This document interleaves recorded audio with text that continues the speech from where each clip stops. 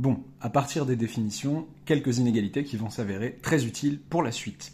Donc on a dit que pour tout x réel, valeur absolue de x, en fait on a dit que c'était max, enfin on a dit plein de choses, mais on a dit entre autres que c'était max de x moins x.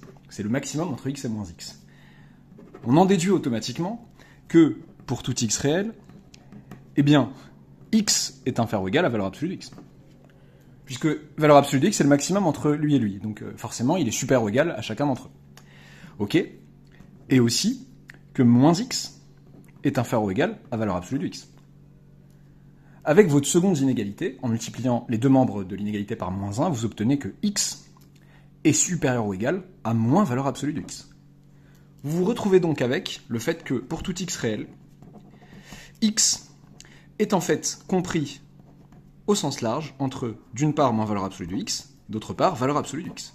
X est encadré par moins valeur absolue de x à gauche, valeur absolue de x à droite. C'est des inégalités larges, et on sait que x est toujours égal à l'un d'entre eux. Que ça peut paraître bizarre à certains. Le inférieur ou égal, quand dans les cas d'égalité, ça choque certains au début, mais ça ne dérange absolument pas. On a toujours que 3 est bien compris entre moins 3 et 3. 3, sa valeur absolue c'est 3. Moins 5 est bien compris entre moins 5 et 5. Donc là, vous avez l'égalité là vous avez l'égalité là. Et vous avez donc que pour tout nombre réel, vous pouvez encadrer ce nombre réel par moins sa valeur absolue et sa valeur absolue. Ça peut paraître anodin comme ça, mais ça va nous être très utile pour établir d'autres résultats. Bon, je suis un peu parti comme un voleur tout à l'heure, l'idée étant de rester sur des vidéos relativement courtes, chacune portant sur un thème bien précis, mais j'ai quand même envie de rajouter des choses à celle-ci.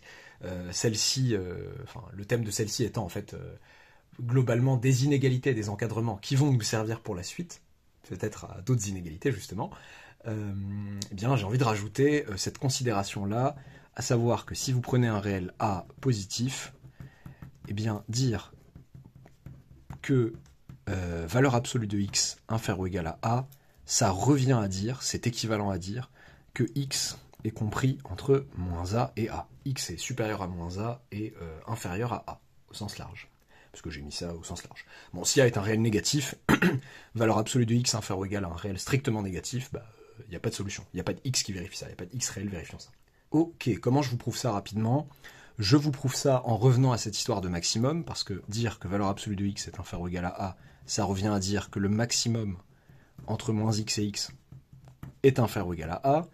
Or, dire que le maximum de deux nombres est inférieur ou égal à un troisième nombre, ça revient à dire que chacun des deux nombres est inférieur ou égal à ce troisième nombre.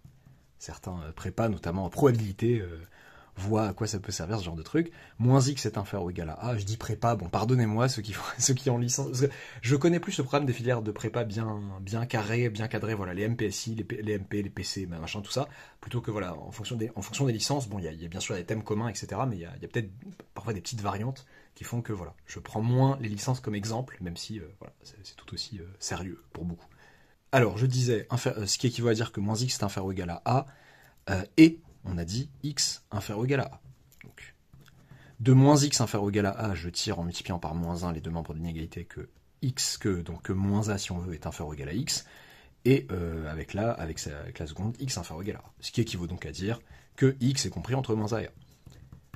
Ce que vous retrouvez schématiquement, me dire que valeur absolue de x est inférieure ou égale à un certain réel A positif, donc hop, mettez un A ici, mon réel A positif correspond bien à une distance, mais si je reporte cette distance-là ici, ça me ramène à moins A.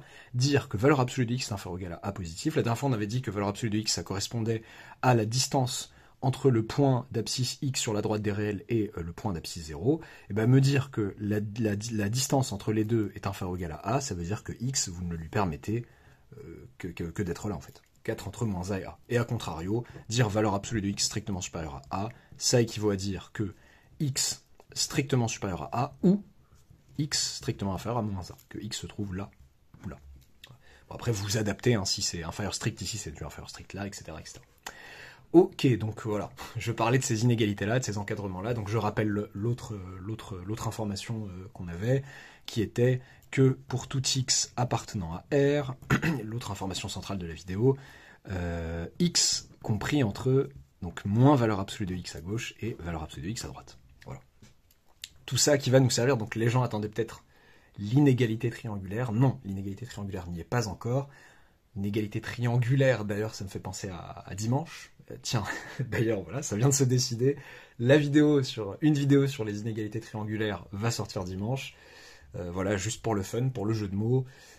Si tu regardes cette vidéo 20 ans plus tard, parce que cette playlist aura sûrement super bien vieilli, comme toutes les vidéos que je fais, eh bien, dis-toi que l'enseignant qui te parle est capable de complètement changer le cours de ce qu'il avait voulu faire comme